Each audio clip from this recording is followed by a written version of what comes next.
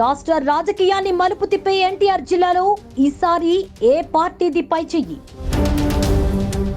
పార్టీల ఫిరాయింపులతో జిల్లా సమీకరణాలు ఏ విధంగా మారాయి? ఒకే కుటుంబం నుండి పోటీ చేస్తున్న అన్నదమ్ముళ్ల సమరంలో విజేత ఎవరు? ఇప్పటి వరకు దక్కని పార్లమెంటు స్థానాన్ని వైసీపీ చేజిక్కించుకుంటుందా? గత ఎన్నికల్లో పరాభవం పొందిన టీడీపీ తిరిగి పుంజుకుంటుందా?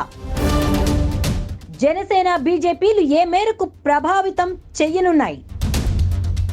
కీలకమైన ఎస్సీ ఓటర్లు ఎటువైపు? అభ్యర్థుల బలాబలాలు, ప్రధాన పార్టీల విజయావకాశాలు ఏంటి?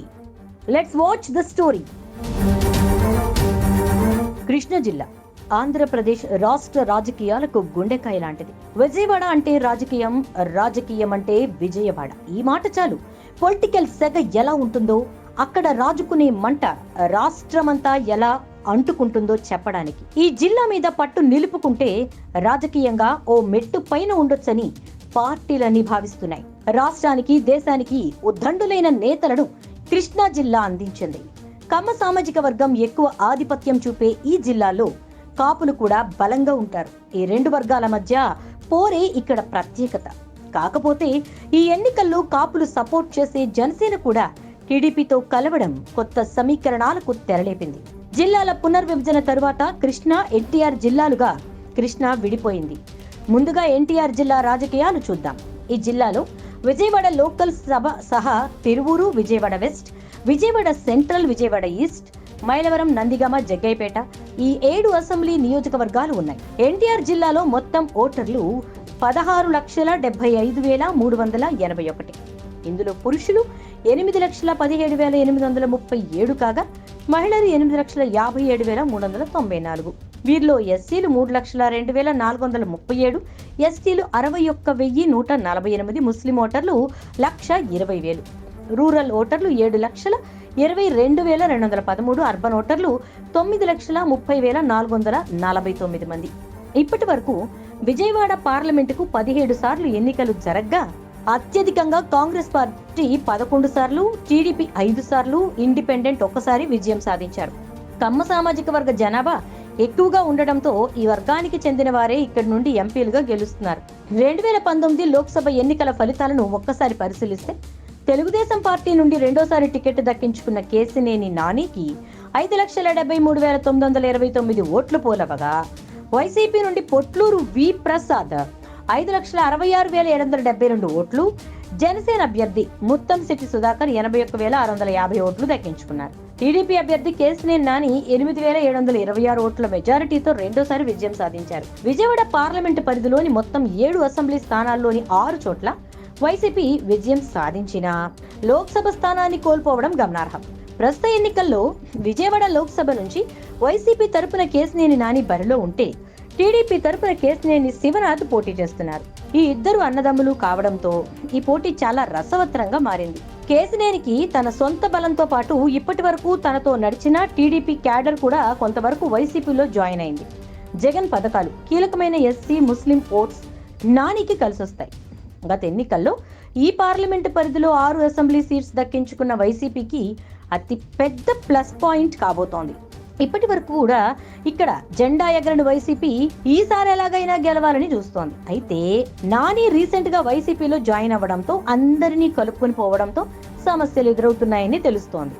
ఇక్కడ టికెట్ ఆశించి భంగపడ్డవారు కూడా ఆయనకు సపోర్ట్ చేసే ఛాన్స్ లేదు. ఇదే వైసీపీని భయపెడుతోంది. మరోవైపు కేశినేని చిన్ని సేవా కార్యక్రమాలతో ప్రజల్లో ముందుకు సాగుతున్నారు. అన్నా క్యాంటీన్లు, వైద్య శిబిరాలు, జాబ్ మేళాలతో నిత్యం జనంలో ఉంటున్నారు. ఆయనకు ఈ టికెట్ విషయంలో పోటీ కూడా లేకపోవడంతో ఇక ఏ అడ్డంకి లేనట్టయింది. పైగా జనసేన పొత్తులో ఉండడం వల్ల కాపుల ఓట్లు కూడా భారీగానే పడే సూచనలున్నాయి. మొత్తానికి చిన్నికి ఈ నియోజకవర్గంలో అన్ని అనుకూలతలే కనిపిస్తున్నాయి. ఏదేమైనా ఈసారి అన్నదమ్ముల మధ్య పోటీ నువ్వా నేనా అన్నట్లు ఉండడం ఖాయమని, గెలుపు ఎవరిని అంత ఈజీగా రాదని రాజకీయ విశ్లేషకులు చెప్తున్నారు. ఇక విజయవాడ పార్లమెంటు పరిధిలోని 7 అసెంబ్లీ స్థానాల్ని గమనిస్తే విజయవాడ పశ్చిమం నుంచి బీజేపీ అభ్యర్థి సుజనా చౌదరి, వైసీపీ అభ్యర్థి షేక్ ఆసిఫ్ ప్రధాన అభ్యర్థులు. గత ఎన్నికల్లో వైసీపీ అభ్యర్థిగా వెల్లంపల్లి శ్రీనివాసరావు టీడీపీపై 7,671 మెజారిటీతో గెలిచారు. ఆయన అవినీతి అక్రమాలతో ఈసారి ఆసిఫ్ గెలుపు కష్టమేనన్నది స్థానికుల మాట. అయితే జనసేన తరపున ఇక్కడ కీలకంగా ఉన్న పోతిన మహేష్ వైసీపీలో జాయిన్ అవడం ఆయనకు కొండంత బలం ఇచ్చే అంశం. అలానే ఇక్కడ ముస్లిం ఓటు బ్యాంక్ పై కూడా వైసీపీ అభ్యర్థి ఎక్కువ ఆశలు పెట్టుకున్నారు. సుజనా మాత్రం తన గెలుపుపై ధీమా వ్యక్తం చేస్తున్నారు. టీడీపీ జనసేనల సపోర్టుతో పాటు ఆర్థిక బలం దండిగా ఉండడం ఆయన గెలుపు అవకాశాలను ఇంకా సులభం చేస్తోంది. విజయవాడ తూర్పు నుంచి టీడీపీ అభ్యర్థిగా గద్దె రామ్మోహన్, వైసీపీ అభ్యర్థిగా దేవినేని అవినాష్ బరిలో ఉన్నారు. వైసీపీకి అందని ద్రాక్షగా ఉన్న ఈస్ట్ నియోజకవర్గంలో ఈసారి అవినాష్ లాంటి యంగ్ లీడర్ ని బరిలోకి దింపింది వైసీపీ. ఆయన ఇక్కడ అందరినీ కలుపుకొని పోతూ ఎలాగైనా గెలవాలనే కసితో పనిచేస్తున్నారు. బలమైన సామాజిక వర్గానికి చెందడం, జగన్ అండదండలు, వైసీపీ పథకాలు అవినాష్ కి శ్రీరామ రక్ష. అయితే ఇంతవరకు ఇక్కడ గెలవకపోవడం, ప్రత్యర్థి అతి బలవంతుడు కావడం వైసీపీకున్న మైనస్. టీడీపీ నుంచి వరుసగా 2 సార్లు గెలిచి 3వ పోటీ చేస్తున్న గద్దె రామ్మోహన్ రావు ఈసారి కూడా నెగ్గి హ్యాట్రిక్ కొడతా అంటున్నారు. గత ఎన్నికల్లో ఆయన వైసీపీపై 15,164 ఆధిక్యతంతో గెలిచారు. అయితే ఇక్కడ మంచి పట్టున్న కేసినేని నాని వైసీపీలో జాయిన్ అవడం ఆయనకు ప్రతికూలంగా మారింది. సెంట్రల్ నుంచి టీడీపీ అభ్యర్థిగా బోండా ఉమ, వైసీపీ అభ్యర్థిగా వెల్లంపల్లి శ్రీనివాసరావు పోటీలో ఉన్నారు. ఇక్కడ వెల్లంపల్లికి సిట్టింగ్ ఎమ్మెల్యే మల్లాది విష్ణు సహాయ నిరాకరణ, సొంత పార్టీ కార్పొరేటర్ల ధిక్కారం, పశ్చిమ అవినీతి ఆయనపై ప్రభావం చూపవే. అలానే గత ఎన్నికల్లో వైసీపీ నుండి పోటీ చేసిన మల్లాది కేవలం 25 ఓట్లతో గెలవడం బట్టి ఈ నియోజకవర్గంలో వైసీపీ పట్టు అంత గట్టిగా లేదని చెప్పొచ్చు. ఈసారి బోండా ఉమ జనసేన సపోర్టుతో ఈజీగా గెలవచ్చని భావిస్తున్నారు విశ్లేషకులు. మైలవరం నుంచి టీడీపీ అభ్యర్థిగా వసంత కృష్ణప్రసాద్, వైసీపీ అభ్యర్థిగా సర్నాల తిరుపతిరావు పోటీలో ఉన్నారు. తిరుపతిరావుది ఎమ్మెల్యే స్థాయి కాదని, వార్డు సభ్యుడిగా గెలవలేని వ్యక్తిని కృష్ణప్రసాద్ జెడ్పీటీసీగా గెలిపించారని, అలాంటి వ్యక్తిని ఎమ్మెల్యేగా అంగీకరించలేకపోతున్నామని వైసీపీ నేతలే బహిరంగంగా వ్యాఖ్యానిస్తున్నారు. జగన్ అండతో పాటుగా ఇక్కడ జోగి రమేష్ కున్న క్యాడర్ కూడా తిరుపతిరావుకి పెద్ద బలం. అలానే ఒక సామాన్యుడికి ఒక పెత్తందారికి మధ్య పోటీ అనే ప్రచారం కూడా ఆయనకు కలిసి వస్తుంది. టీడీపీ నుంచి పోటీ చేసిన కృష్ణప్రసాద్ గత ఎన్నికల్లో వైసీపీ నుండి 12,653 ఓట్లతో గెలిచారు. ఆర్థిక బలం పుష్టిగా ఉన్నప్పటికీ ఇక్కడ టికెట్ ఆశించి అది దక్కని దేవినేని ఉమ ఆయనకి ఏమాత్రం సహకరిస్తాడో అనే భయం టీడీపీ శ్రేణుల్ని వెంటాడుతోంది. తిరువూరు టీడీపీ అభ్యర్థిగా కొలికిపూడి శ్రీనివాసరావు, వైసీపీ అభ్యర్థిగా నల్లగట్ల స్వామిదాస్ పోటీలో ఉన్నారు. గత ఎన్నికల్లో పోటీ చేసిన వారికి కాకుండా 2 పార్టీలు ఈసారి కొత్త అభ్యర్థులకే టికెట్ ఇవ్వడం గమనార్హం. 2019 ఎన్నికల్లో ఇక్కడ నుంచి వైసీపీ అభ్యర్థి 10,835 ఓట్లతో గెలిచారు. ఈసారి వైసీపీ నుండి పోటీ చేస్తున్న నల్లగట్లకి గతంలో ఎమ్మెల్యేగా చేసిన సమయంలో ఆయన చేసిన అవినీతి బాగా మైనస్ అవుతోంది. అదే సమయంలో ఎస్సీ ఓటు బ్యాంక్ బలంగా ఉండడం వైసీపీకి కలిసొస్తోంది. టీడీపీ నుంచి పోటీకి దిగిన కొలికిపూడి అమరావతి ఉద్యమంలో చురుగ్గా పాల్గొని మంచి గుర్తింపు తెచ్చుకున్నారు. రాజధాని ప్రాంతంలో ఈ నియోజకవర్గం ఉండడం ఆయనకు పాజిటివ్గా మారింది. ఏమైనా వైసీపీ టీడీపీల మధ్య ఇక్కడ హోరాహోరీ పోరు ఖాయం. జగ్గైపేట నుంచి టీడీపీ అభ్యర్థిగా శ్రీరామ్ తాతయ్య, వైసీపీ అభ్యర్థిగా సామినేని ఉదయభాను పోటీలో ఉన్నారు. గత ఎన్నికల్లో 4,778 ఓట్ల మెజారిటీతో గెలిచిన సామినేనికి అవినీతి శాపంగా మారబోతోంది.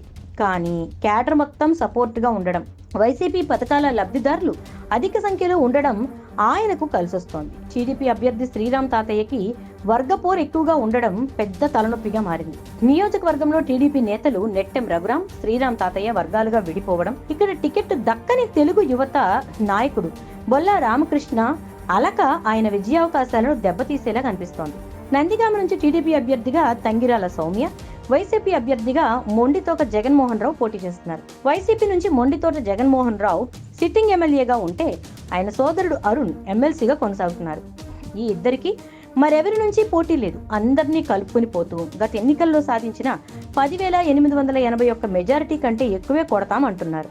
మరోవైపు టీడీపీ అభ్యర్థి సౌమ్యకి మొన్న జరిగిన క్రిస్టియన్స్ మీటింగ్ పెద్ద దెబ్బ కొట్టింది. గ్రూప్ రాజకీయాలు టీడీపీని టెన్షన్ పెడుతున్నప్పటికీ నిరంతరం నియోజకవర్గంలోనే ఉంటూ ప్రజల మధ్య తిరుగుతూ వివాదరహితులుగా పేరు తెచ్చుకున్నారు సౌమ్య. ఈసారి ఇదే ఆమెను గెలిపిస్తుందని ఇక్కడ ప్రజలు అంటున్నారు. మొత్తం మీద ఎన్టీఆర్ జిల్లాలోని ఏ నియోజకవర్గంలోనూ ఖచ్చితంగా వీరు గెలుస్తారు అని చెప్పలేని విచిత్రమైన పరిస్థితి నెలకొంది. మరి కొద్ది రోజుల్లోనే ఎన్టీఆర్ జిల్లాలో నెగ్గేది ఎవరో తేలనుంది.